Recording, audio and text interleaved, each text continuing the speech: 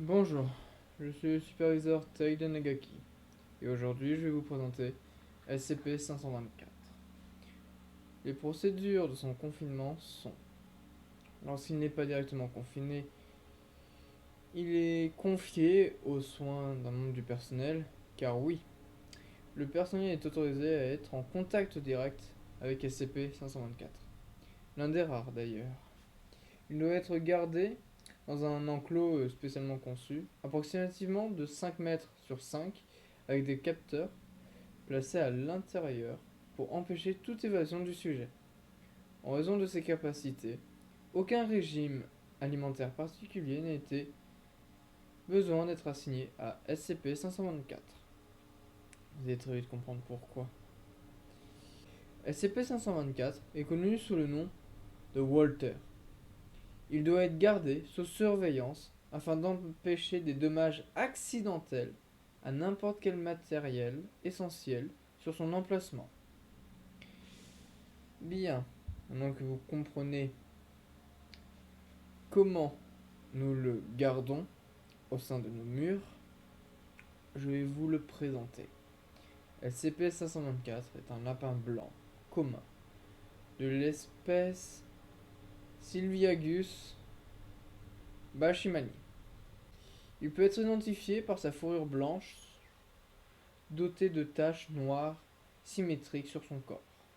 Walter a montré la capacité de pouvoir consommer n'importe quel matériel, indépendamment de sa comestibilité.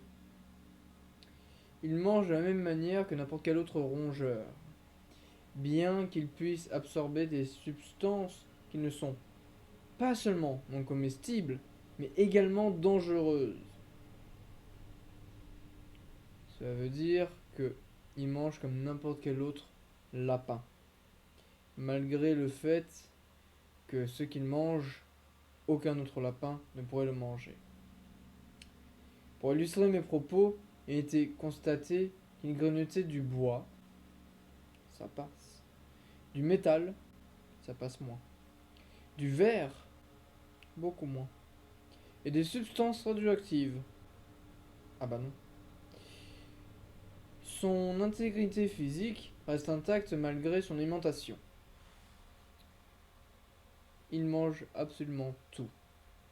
Il arrive même, lors d'une expérience dont je parlerai une prochaine fois avec un dit SCP, qu'il a même mangé les murs du confinement de ce dit SCP.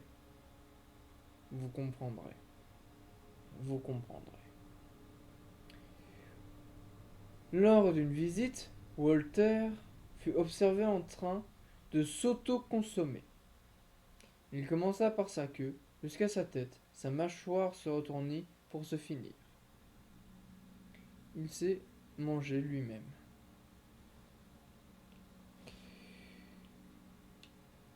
Même encore aujourd'hui, nous ne savons pas comment il le fait. Même encore aujourd'hui, ce que je vais expliquer dans un instant, est encore un mystère pour nous. Vous allez très bien comprendre. Approximativement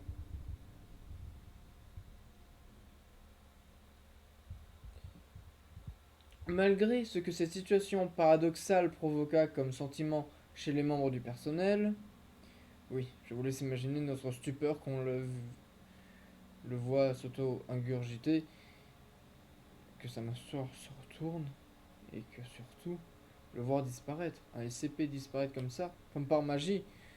Excusez-moi.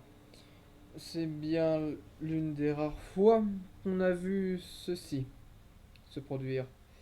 Approximativement 30 minutes plus tard, Walter réapparut près de l'endroit où il s'était mangé, en entier. Il est essentiellement indemne après ce processus. Et oui, malgré le fait que ceci peut être inconcevable, ceci le rend indemne. Nous ne savons toujours pas comment il fait pour réapparaître. Nous ne savons toujours pas comment il fait pour s'auto-ingurgiter. Je vais vous conter comment Walter fut découvert. SCP-524 a été découvert pendant une panne d'électricité importante en août 2000. Il avait perturbé une centrale électrique en consommant plusieurs réacteurs et avait été découvert en grignotant un gros câble électrique. SCP-524, malgré le fait qu'il soit safe et malgré le fait qu'il n'attaque aucun membre hostile à lui, je vous assure une chose, qu'il n'en reste pas moins dangereux. Vous comprendrez lors de l'expérience, le rapport d'expérience que je vais faire sur lui, sa dangerosité, ainsi que l'expérience dont je vous parlerai, qui était pour le moins l'une des plus incongrues que la Fondation ait pu faire. Bien. Fin de transmission.